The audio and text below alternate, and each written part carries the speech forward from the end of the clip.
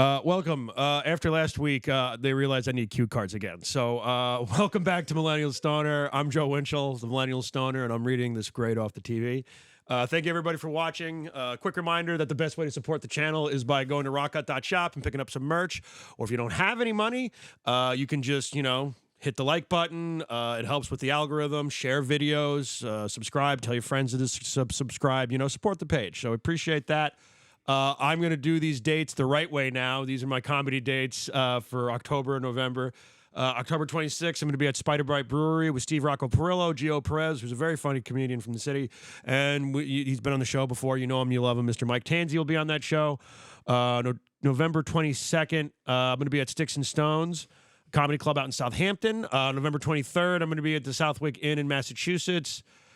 With Mike Ellison and John Butera. And then I'll also be at Sticks and Stones Comedy Club this November 29th. You can go to sticksandstonescomedyclub.com for tickets or just come down, but buy tickets ahead of time if you can. Also, just real quick, I'm also going to be, I forgot this at the beginning, I'm going to be at November 9th. I'm doing a show that I haven't got a flyer for yet. I think it's in Amityville, but if you need to check the dates, just go to my Instagram, at that Winchell Kid 87. Go check out all my comedy dates. I post all the stuff on my story and on my page, okay? All right. I did that good. Good, Chris? Was that good? That was great. Thank you, buddy. Today's guest is a man who's had several jobs. One of them was working for the Atlanta Falcons, I think. Yeah. And a man of journalism. Ladies and gentlemen, I've been on his podcast before, and now he's on mine. Ladies and gentlemen, Mr. Don Sill. Hey, what's up, man? Joe? How you Good to doing, see man? Hey, man. How you doing? Thanks for making time to come on down and talk on my little fucking ham-handed carnival show. Dude, this is awesome to be here on the Millennial Stoner because I've watched so many episodes, and to actually be sitting in the set is pretty cool. This place is awesome. I appreciate how you talk about it like it's like the All in the Family set. Where you're like, it is a really cool set. Like someone's like, I can't believe I'm walking on the set of Friends right now. Like this, it's just my friend's basement. Like, but no, I'm happy you came down, man. I've always I've watched your show, and you're a hell of an interesting cat too. So I'm always happy to have people on, and you're a friend of comedy. That's what everybody always says. Don Sill, friend of comedy. So I'm happy to have you on, man. Cool, and I'm man. trying to be distracted right now because the Yankees clinched for the World Series, and I'm trying not to look at my fucking phone to see how the Giants are doing. Yeah. I'm trying because I really want them to beat fucking Philly right now, and if they don't, I'm gonna be pissed.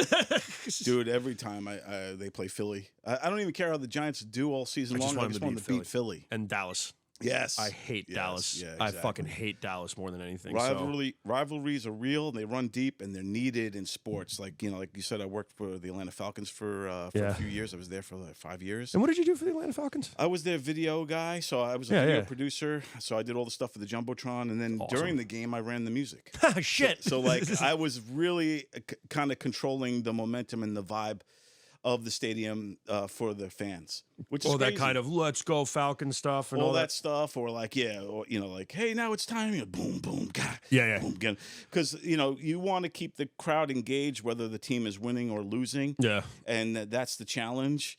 It's easy when they're winning; you can play anything, you can play anything, and then people will be into it. But when they're losing, when they're not doing well, how do you keep the crowd engaged? That's when the trickery comes in. And you try to play the right song at the right time, and then different fan bases have different types of music. In Atlanta, they hip hop. That's a hip hop city, man. They love their Atlanta-based hip hop. So you play some T.I. or something. Yeah, I was gonna say probably T.I. right? King of the South, or Outkast or any of that kind of stuff, or the Migos, and you get them jumping. So even if they're losing. Yeah. Because one thing about those fans, they love to dance. Yeah.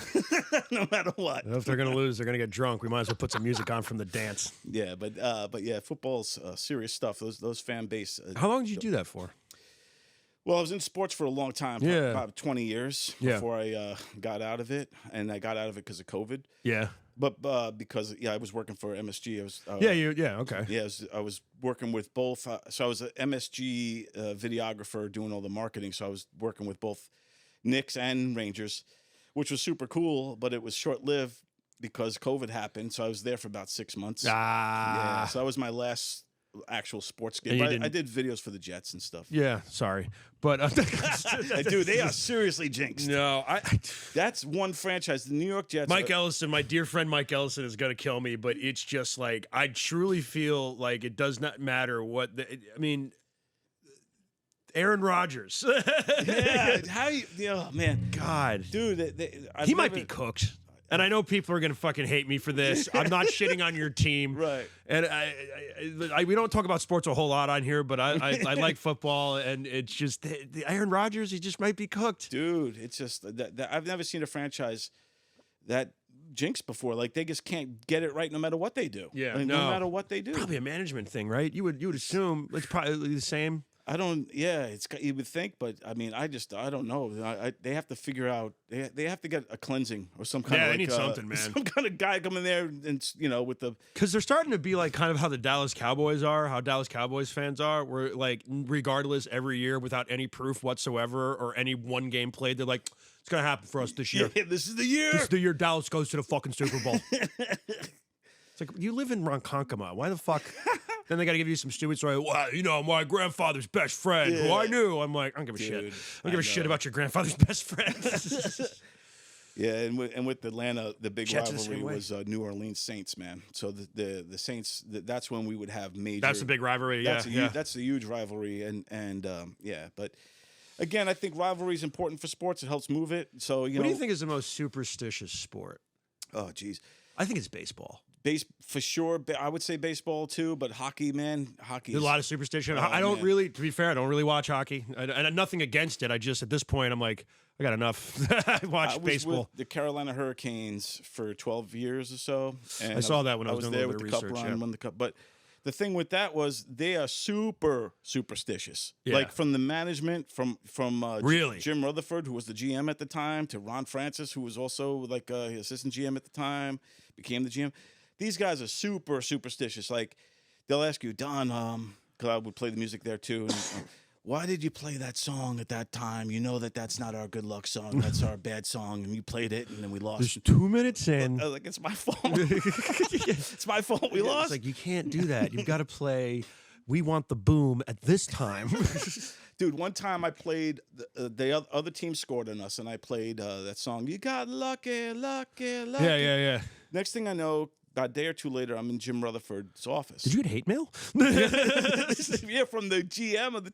So the GM sits me down. I'm like, and I knew it wasn't going to be good. I'm like, what did I do wrong? And he's like, you played, after they scored, you played the song Lucky. Do you think the other team was lucky? Jesus. And I'm like, I didn't realize that you worked for Don Corleone. I'm Jesus sitting there Christ. going, what? Sit down.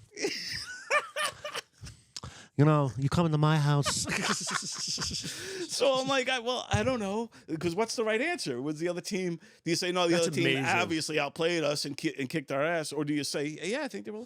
So No, I it just, was the song. It was my fault. yeah. I was just like, you tell me, sir. I really don't know.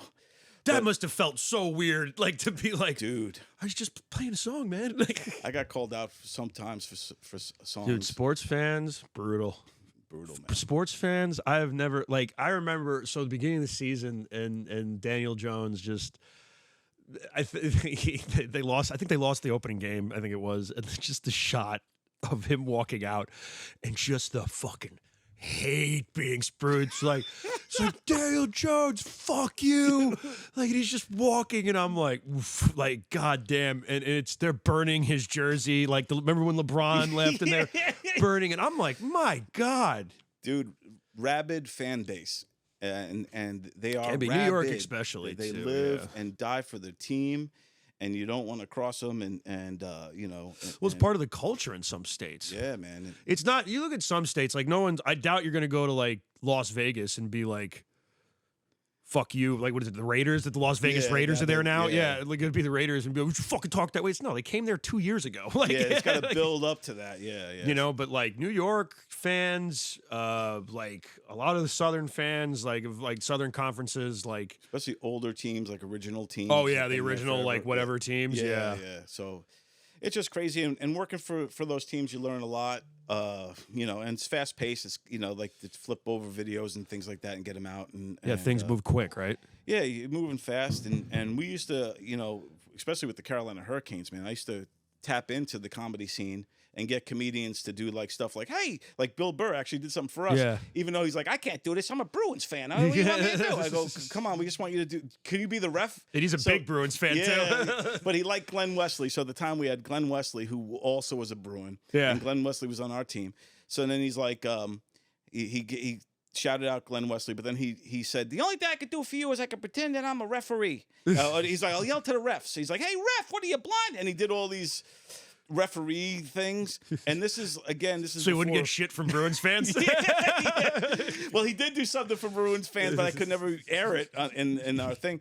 But he did about 20 minutes worth of shit, and I still have it. It's actually on one of my YouTube pages. But you've been around, man. You've had some... Dude, this was in like 2006, 7-ish, and before Bill Burr really started to skyrocket, he was already kind of a name. Well, but he wasn't. We were talking a little bit about this before. Bill was around for a while, like because even when he was on O&A, like I was saying, he would just be like, "Yeah, I just got done doing a closet in Pennsylvania." And now I'm back here in New York, because he was at like the Cellar and stuff, but nobody really knew who he was yet. And then 2006, he started doing those hours, so he started to go on the climb. He paid his dues for sure. He's a real comic who came up through the club scene. Him, Patrice O'Neill used to be roommates. That was my other favorite guy. Yeah, dude, and they had a love-hate vibe going on because they would get under each other's skin. But those are what friends do. Yeah, exactly, dude. And but I think Bill Burr's real. I think for him, his real claim to fame when things changed for him was because of O&A when they did the what was the name of that tour they did, and then he did the whole thing in Philly. I would argue that's what really blew him up. That's when the Philly rant. The Philly rant, probably one of the most legendary. I mean, it gets talked about. It's like it's like Bucky Dent. People talk about this moment, what is essentially a calamity in comedy. Yes. And it's one of my favorite stories, just like in Philadelphia, and he just goes out there and just, because they booed, he's like, fuck you booed Dom Irera. Yeah. They were trashing all the comics that were on before him, and Dom Irera is a legend, was a legend then. Dom Irera, he's one of those dudes, I always talk about Comedy Central Presents because I was addicted to Comedy Central Presents when it was on all the time. That's how you saw all these guys. Right, that's how you knew. And Dom Irera's one was on there, and he was fucking hilarious. I watched it not too long ago, and I'm like, God, it's still funny. Yeah, dude, Dom Irera. He's a legend. Rocks. He's fucking... I don't mean that in a bad way. He's like when he talks about going to somebody's house. What smells in here? Did somebody take a shit? Mom's cooking dinner. Oh, I didn't mean that in a bad way. He talks about, he's like, I love being a comedian because it's an honest job. There's no other, you can't be honest. He's like, if you're a barber and someone comes in and looks at the wall and goes, I want to look like that. You go, listen to me, my friend. That is a professional male model. Yeah. You will never in your entire life look like that, you tub of fucking lard. Now, what'll it be? And it's just straightforward shit, That's man. Great. Dom Irera gets booed, so Bill goes out there, and he just was like, talk about doing your time. Like, dude, he would count it down. That's 6 minutes or whatever. Yeah, he would count it down, and then he would just, I remember he had the line about, it's like, you got a fucking Rocky statue. Joe Louis is a real boxer, but you fucking racists. A fictional character is your hero. A fictional character is your fucking hero. 7 minutes. He did 15. Like, I'll go back and watch that of him, and he just, like, that's what people talk about when it's like, gotta have the balls to get up there. Yes. It's not always going to go your way. When you follow, first of all, following somebody like Dom Irera isn't easy, but then following Dom Irera getting shitted on by the audience, and it's a rabid audience of Philly people, you're a Boston guy. All fucking hammered and on meth. And they're all these, what were they calling the maggots? What were they calling the O&A fans? Base? Oh, the what was it? God damn it. It was like the maggots. It was the maggots. Or something like that, or like the whatever. It was some kind of bug. Yeah, so you're going on in front of them, and that they take pride in humiliating you. That's the thing about Philly. They just take I'm gonna get no one's gonna like me, but I don't mean all of Philadelphia, but like those hardcore fucking get some hoagies, like those hardcore Philly guys. They're like, yeah, fucking we'll trash you, bro. Yeah, like they'll fucking they take pride in it. Yeah, we threw snowballs at Santa, man. I like to watch videos of people of other teams like standing outside of fucking like Eagles games, and then just the fucking, if they win, just the hate that they get. The hate that's spewed from Eagles fans, because some of it's pretty fucking funny. Yeah, dude, man. That's a tough city, but Bill Burr owned them, bro. He owned them, dude. And to me, that's what changed the course of his whole career. Yeah, because everybody's like, this dude's nuts. Yeah. That, and also I think he got some props from Howard Stern also. So Howard Stern went, I think it was a Chappelle show. He went and saw Chappelle, and then he's like, Robin, the one guy I liked before was the opening act for we got to find out his name. And he found out Bill Burr, then he had him on the show. Yeah, yeah. Then Bill Burr went back on O&A a little while later, and O&A were trying to give Bill a hard time. He's like, "Hey, I'm not going to be sorry for going to Howard Stern show. He's one of the greatest radio guys ever. Guy want to give me a break? I'm taking it. I'm not going to talk shit about it." Yeah. So that was like, damn, Bill Burr's awesome, man. He like stood up to O&A. He's like this beautiful, unbiased. He's the straight shooter. Like it's just like. He just literally, like, I hate to be like, oh, he tells it like it is, but it's sort of, that's what he is. He's the truest embodiment of that. You know what I mean? He's this sort of there's no one side or the other. That's comedy, like that's pure comedy. Like just recently on one of his recent specials, he talks about the abortion thing with the cake, baking cake. And he's probably more of a liberal type of guy, but to break it down, like, it would have been a cake if you didn't throw the fucking thing across the room. So like, for me, that's calling it as he sees it. That's not picking a side. That's him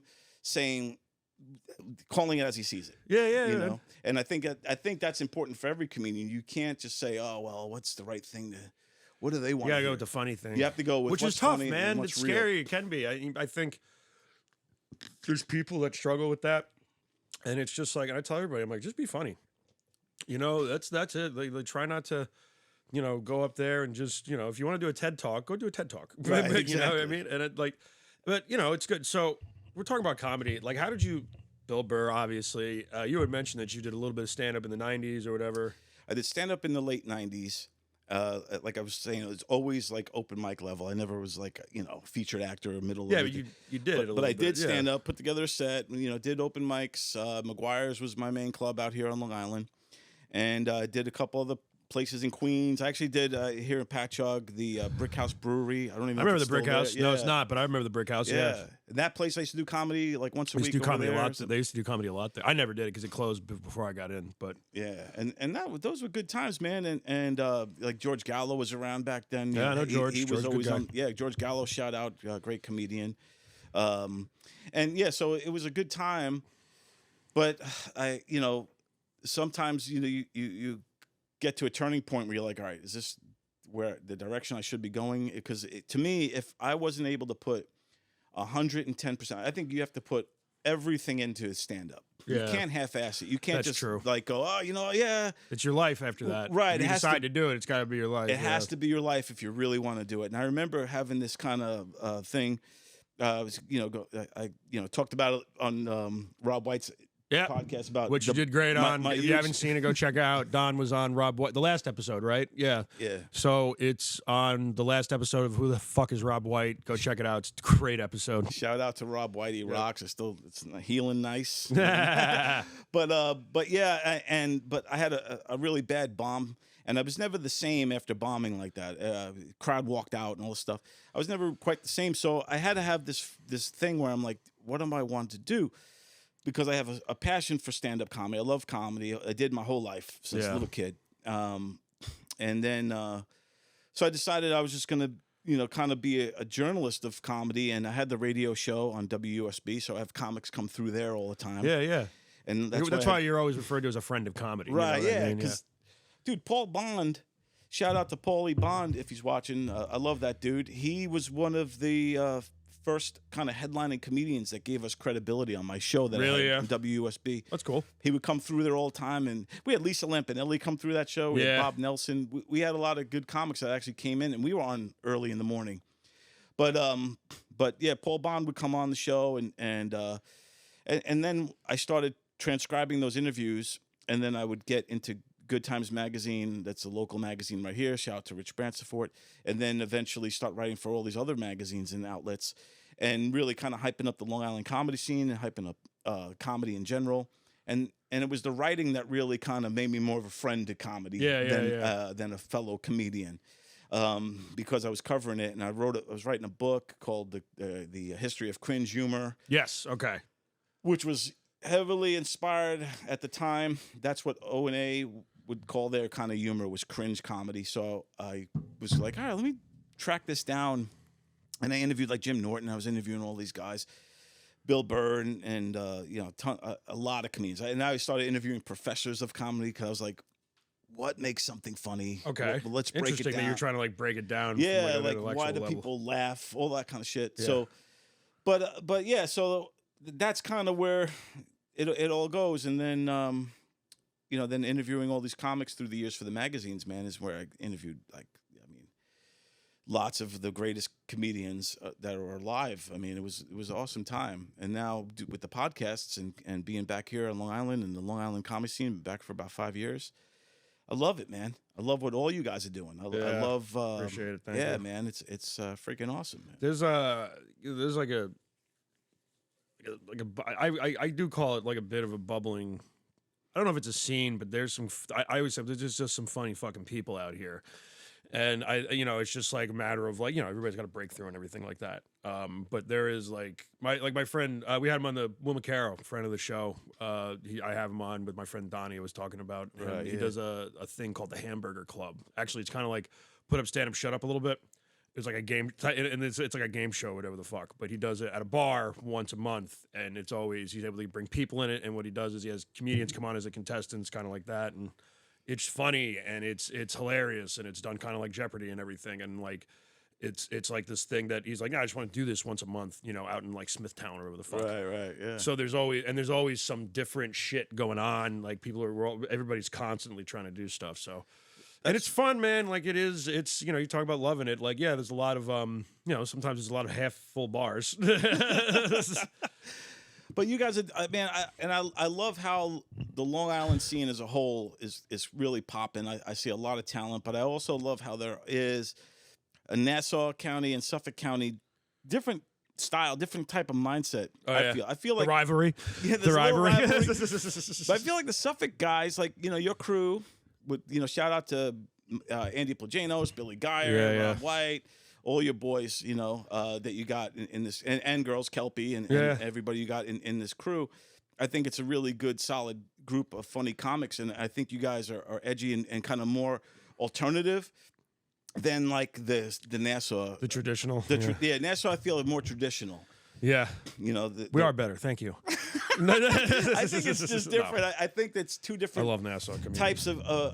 I think there's something to that. I think because you even look back in the day in New York City, they had an alternate comedy scene that broke away from all the clubs, and that scene. But Patton Oswalt, Mark Maron, like so many of these other guys started popping and showing what they can do in the alt scene. And I think, in a way that's what we're seeing here. I think there's, because look, comedy, I think you said it just got to be funny. I think comedy well, that's what it's about. I fight in people, and I've gotten arguments with people about it's like, no, but it's got to be funny. Like there's a wave of people, or I don't think it's as prevalent now, but there was like a minute where people were doing like these like half serious shows, which I'm not saying that you can't do that, but I can't call it comedy. Right. Yeah. And I'm like, if you're gonna be funny, then you can be funny. You know what I mean? Like, don't give me this. There's this dude. I remember there was this guy that had this special, and he ended on this like real serious thing. I'm like, that's great. Send the audience home crying. That's what people want to do when they go to the fucking cellar and shit. Go Hannah home Gadsby, sad. Man. You ever see Hannah Gadsby? Now, shout out to Hannah Gadsby. I think she's great. Yeah. But I shouldn't be crying in the middle of her set because I feel sorry for her. I shouldn't be sitting there going, man, Picasso that was one of the really things where I'm asshole. like, listen, I'm not one of those people that's like, fuck Hannah Gadsby. It's like, no, it's your act. You should be able to do whatever the fuck. If you're a performer or anything, do whatever the fuck you want. But it's not funny. And it's very sad. It's terrible. And I'm sorry that happened to you. But like, I don't want to go home feeling like that after I've just seen a comedy. Sad. I came here to laugh, man. I think there's an element of escapism to a comedy too. I think people want to. I love doing this because if someone's having a bad fucking day, and I'm doing whatever 5-10 minutes at the club, somebody or a bar or whatever I'm doing it, and then somebody's like, "Hey, I was having a shitty day and I laughed. You made me laugh a lot, and I forgot about appreciate that." Right. Why I love doing this. I'm not here to be up there and be like when I was 12. Right. Exactly. The ice cream man.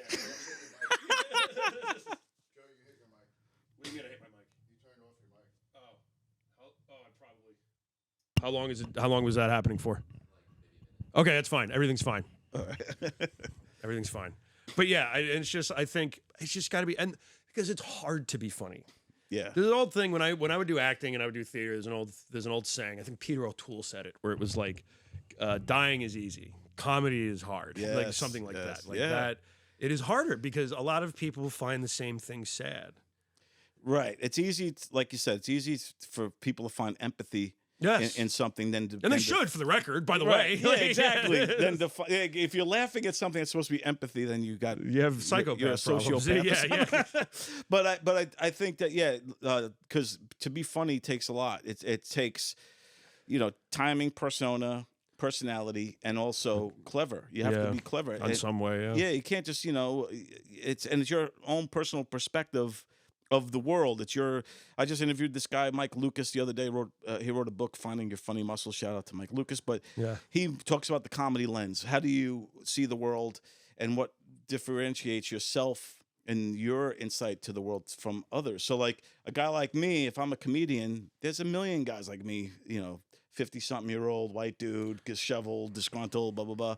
But what makes me different, and it's how you see the world, it's your comedy lens, so I think that's important. I think that also takes a while to adjust that lens, too, you know what I mean? Because, like, I think everybody starts out, you're probably mimicking somebody. I don't mean you're stealing jokes. I mean, you start doing, like... David Tell. The people will do something like that, or they'll do, like... maybe like we were talking about Geraldo before. They'll do a Geraldo, or they'll do like a Louis C.K., or they'll do a fucking Patrice O'Neill, or some of these guys that they grew up watching or whatever, and they're like, okay, well that's my reference for comedy. Right. So I'm gonna, and then you keep doing it. Eventually, you start finding your own voice, and that takes a minute. And I think sometimes it takes a while actually. Even if you pop at a young age, or like you get lucky early on, and you have that it thing and someone notices you're probably going to change and evolve. Right. You're just going to be more in the public eye at this point, but like it takes a while to really, and I say this all the time on here. I'm still like, I figure a little bit more out each time, I'm still figuring it out. And I think that's one of the coolest things about it is you're always learning, and you're constantly getting more comfortable, and, and all of a sudden your whole demeanor on stage changes because you're like, I really like doing this, and I think this works for me. And then and then most of all, when you get comfortable, you just start having fun, and that's when you really start being like, I get to go up there, like making people laugh. Is so much fucking fun. It's so much fucking fun. Like it just is. Like you just get to go up there and for 10, 15, 20 minutes or whatever, or at least as much as I've done, and just be like, all right, let's see if I can do this. From how long you've been doing it now? Almost 7 years. I think about 7 years. Yeah. So you could probably definitely see the evolution. Yeah, I do. Yeah, from when I started, I used to scream a lot. I used to just scream and mimic, like I would just like Sam Kinison style? Yeah, I would I would scream and like just pretend to jerk off, and like I had a whole bit about like watching porn, and then I would just like jerk off the whole time while doing it. And every once in a while, if it's like a really like a room that's like we want something really dirty, I'll whip that out. But that's not gonna happen in the regular. If I'm doing like the old folks home and fucking that's what I would fucking do. I'd go up there and I would stare. The joke is about how you can go down a rabbit hole on porn, and you just, it's like we always deny this perverted like persona of ourselves until we watch porn. Right. And then it comes out because each video that we watch, and then you look to the recommended videos, and it just gets worse and worse until you're watching the worst thing possible.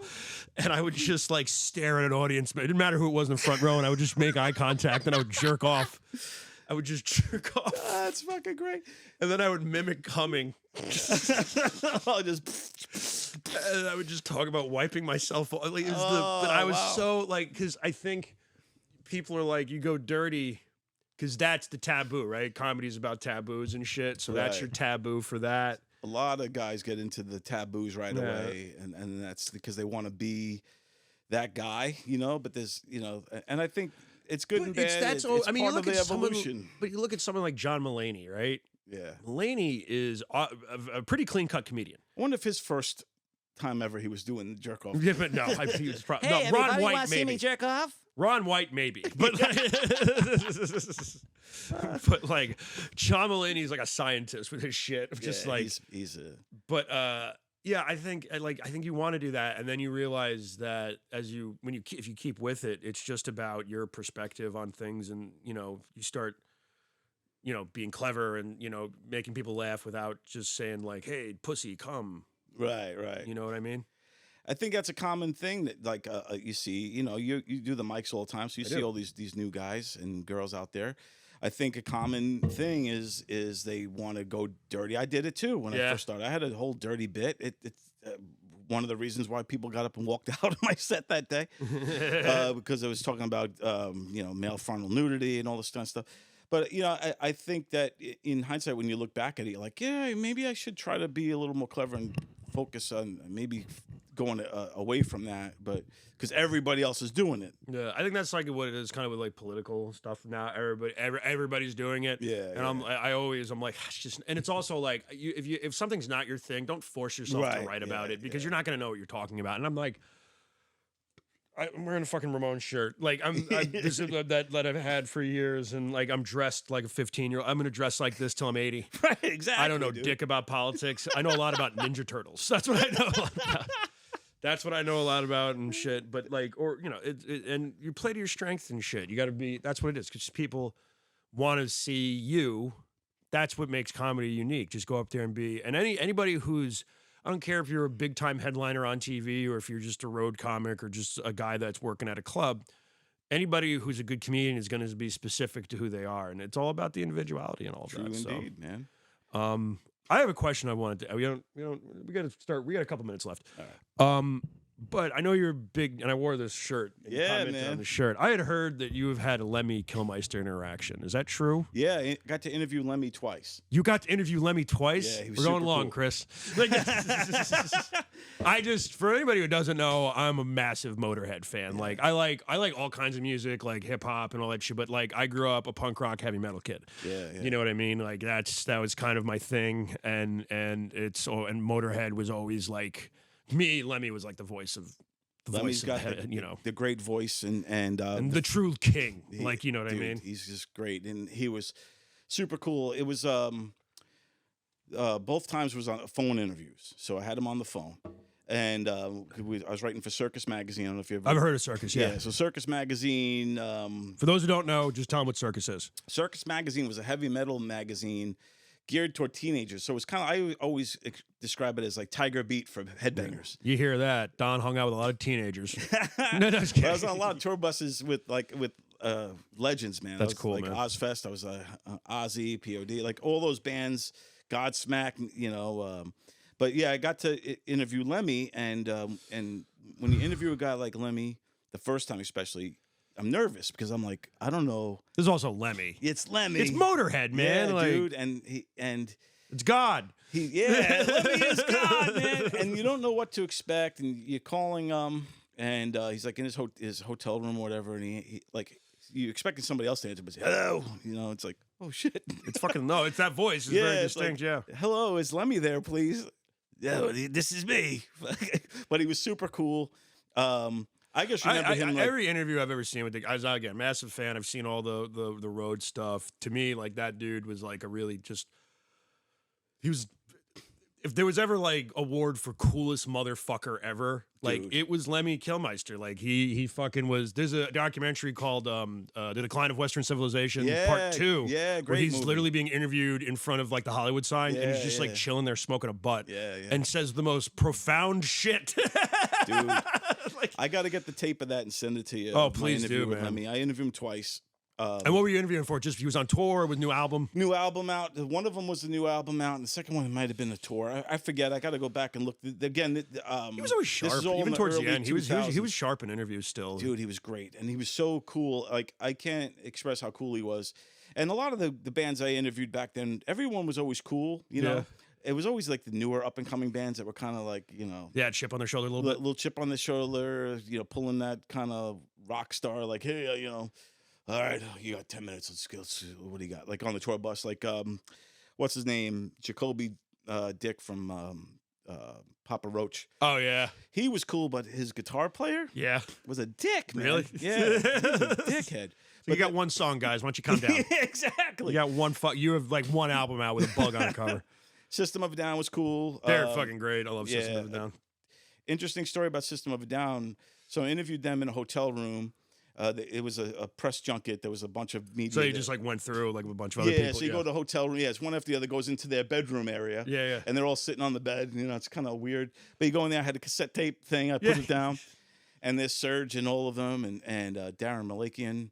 And I'm like, hey guys, so you got the new, this is it was Toxicity was the album now, and at the time I couldn't even. I'm like Toxicity, like, and they're like, Toxicity. They corrected me, but I remember Darren Malakian. This is August 2001. Okay. Darren Malakian gets up and he starts doing a rant about third world countries and all this stuff. Okay. Then he points out the window at the buildings and he goes, "Don't be surprised if one of these third world countries take down one of your buildings." Dude, get the fuck out of here. That's the next month, September, it happens. And I'm sitting there going, should I send this tape to the FBI? Oh my God. Because they're Armenians and all. But I'm like, what the fuck? So to this day, I'm still like, I've seen Darren Malakian since then at a K-Rock show. You're psychic. Like, you're like Nostradamus predicting world-shattering events. But remember the song? Self-righteous Yeah. suicide. I'm like, these motherfuckers know. Dude, that's fucking crazy. But I still love the band. And Serge Tankian and those Darren guys are Malakian, great. all those guys, man. It's always, well, like, again, I think why guys like that are cool. Like, someone like Lemmy was a fucking roadie for Jimi Hendrix. That's how he learned, man. And like, Jimi Hendrix gave him guitar lessons. Yeah, and I'm like, I feel like people like overlook that shit, and they're like, no, this dude, and forever he's like, I play rock and roll. That's it. Everybody's like, heavy metal's like, I don't know what you're talking about. Like, it's just rock and roll, It's man. rock and roll to me, man. It's like, does it piss your parents off? He's like, yeah, it's rock and roll. Lemmy and it was always like, he was funny as shit too. He had a great sense of humor about everything, and like I think they still hold the record. I think Motorhead still has the record for loudest band in the world. Yeah, for sure, they still do. And I remember I talked to him about that too, about being the loudest band in the world and all that stuff. He's like, I just wear earplugs, man. He's just, just Ace of Spades. I also like how he always looks up because of his throat. He had a very distinct. Yeah. It was he looked up at the mic and the sniper with the gun with the guitar when he would play across. Yeah. And it was always just like, I mean, that to me, I'm like, that's a rock star. Like that's a rock and roll guy. Like, I think there's no guys like that anymore. There's none. I mean, obviously music evolves and changes and everything like that. But it was just really cool to know that like there was just a guy who, who's that guy sitting in the end of the bar playing the slot machine over and over again, just smoking butts with a gun belt on. And like, oh, that's Lemmy, the greatest fucking rock and roll. That's so cool that you got to interview him. And we'll wrap this up, but and I'll definitely have you on again because I could talk to you for hours about what all this shit is. Dude, you're talking about heavy metal or comedy, I could go all day. What is, when you were interviewing people, like, besides, we just said Lemmy, that was probably a big deal, but who is your favorite person that you got to interview? And was it bad or was it good? If you have one for each, go ahead. Well, a bad one was a band called Spine Shank. I don't even know if they're around anymore. They Probably were not. A new metal band, Spine Shank. They were on. They came out of that early 2000s. Yeah, the Warped Tour era. Because the time period where I interviewed a lot of bands when I wrote for the magazines was again in the late 90s through about 2004. So that new metal stuff. So new metal and emo. Yeah, that was the rise of that shit. Like Taking Back Sunday, The Used, all those types of bands, and Used also is good, and so was Taking Back Sunday. Yeah, and The Used, Burt McCracken, all those bands were super cool guys. I got to interview, went on tons of Warped Tours, hung out backstage. Fat Mike, I wish I knew you back then, dude. I would have. I used to bring my friends in. No Effects just had their last show too, yeah, dude. Which was like very like they had all the people on stage. It was like fucking Tim Armstrong showed up, and it's just like what the fuck. I met Tim Armstrong, met all those Lars, all those guys, Rancid.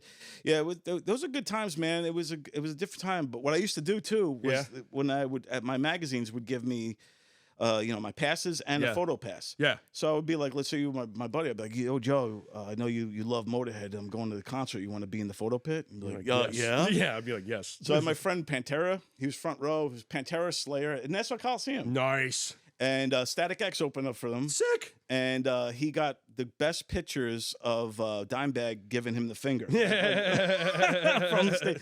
So, but yeah, and so I used to do that all the time. I had my brother. He took great pictures of Rancid at Warped Tour. Took great pictures of all those bands. It was a good time. But Spine Shank, this guy John, I remember his name was John something. He was the maybe John Santos. I forget his, but he was the lead singer of Spine Shank, and he, for some reason, was just being a real dick because he was with the whole band. So I just remember, again, this is before phones and all the shit. So I just had the cassette tape. I just remember it went click. All right, we're done. God damn. But one of the best ones. Well, there's so many great best ones because there's ones that were in person, which were great, like on the tour bus with Godsmack and Sully Erna, and just bonding with Sully and smoking some weed with Sully Erna was awesome. Yeah, man. And then what's his name from the Deftones? Yeah, Chino. Gino, yeah. Smoking a bong with him in between the tour I was going to say Dino. Those are good times, man. And I don't really, I was never really a weed smoker, but when, Chino or Sully or one of I feel like there's instances where if somebody, and I've had friends say this to me before, it's like, if Snoop Dogg, I don't really smoke weed, but if Snoop Dogg hands me a joint, I'm going to smoke that fucking joint. It was like that for sure, dude. So I would definitely, to me, I used to call it smoking the peace pipe. Like, man, I'm definitely smoking with these dudes. But I would say one of the coolest ones was when I interviewed a lot of legends, man. Yeah. Alice Cooper, Slash, Ozzy. There's tons I could go on and on. But it was Johnny Rotten from the Get Sex the fuck Pistols. out of here. Yeah, that was the coolest interview ever. That's I was sick. I was nervous because I didn't know what I was going to get. Because you see how he is with some interviews. Yeah. Fuck you, man. This sucks. And gets up and walks Phonics. out. Yeah. He was super cool. And it was like talking to history. I was talking to the punk rock pioneer. Because the Ramones started punk rock for sure. And England kind of took it. But England gave it its personality to me, I think. And the fuck you, man. Like, I think with the Ramones, it was more about being silent and cool. Right, yeah. Whereas, which is punk, and then Yes. when they went to England, that's when it gave it that loud, boisterous personality too. And the look too, the torn shirts, the mohawks, because the colors. the Ramones were like, and basically dressed like that to this day. It's jeans, the sneakers, leather, shitty shirt, and a leather jacket. Yeah. Yeah, I love the Ramones. I love punk rock, man. It's one of my favorite genres. That's cool that Johnny Rotten was a great interview. Dude, he was so great, and he was so like patient with me, like explaining shit to me. No. Like if I got something wrong, he'd be like, no, that's not how it happened, man. He's like, here's how we got, here's how I met, such and such or whatever, and it was just it was a super cool interview about the roots of punk rock, and he really wants to make sure that he gets his footing and gets his just desserts. Well, I mean, he deserves it. Like, you know what I mean? Like, and this was 2003, and they were on touring, the original band that was still alive. Yeah. And then he said to me, he goes, make sure you find me later and we'll grab a beer. So Dropkick Murphys opened for them. Yep. It was at Jones Beach Theater, and I remember being disappointed, the crowd. Now I'm like front row. Yeah, hope somebody spits on me. Yeah, he was blowing snot out, and I'm like, oh, she's blowing snot in the crowd. This is great.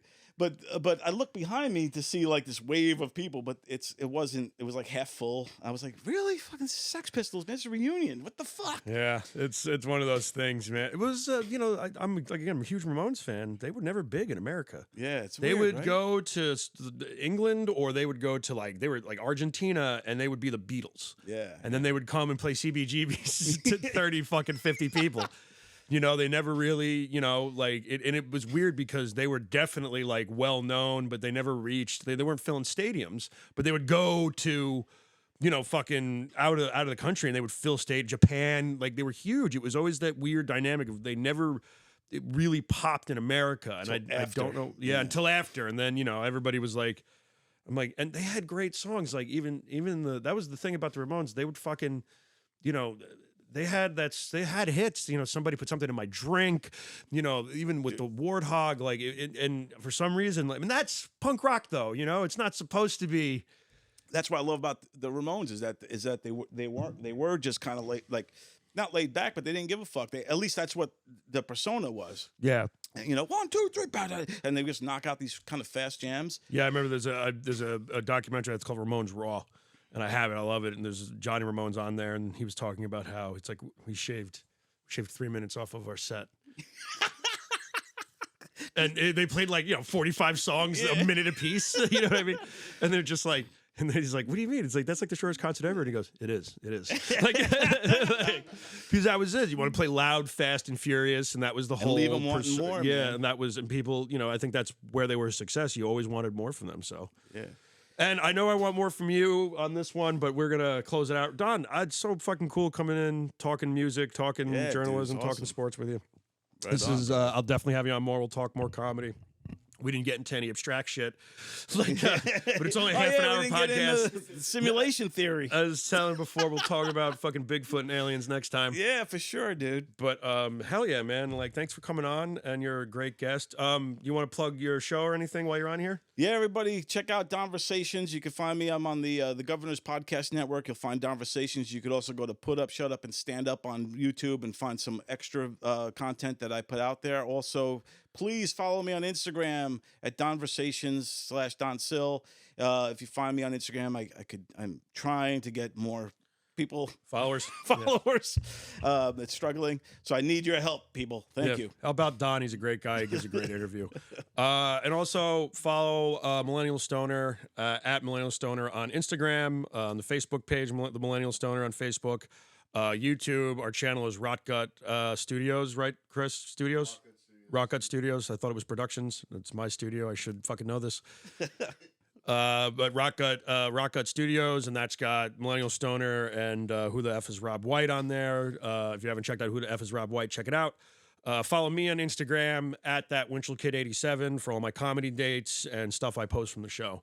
Don, thank you for coming on. Dude, Joe, this was awesome, bro. Yeah, I man. appreciate this. Chris, thank you to everybody out here at Rotgut Give it up Studios. for Chris. He had a rough week and he's still fucking doing this. Yes. He's the fucking man. We love Chris. No, this is awesome. Man. All right, guys. Thank you so much. Like, share, and subscribe.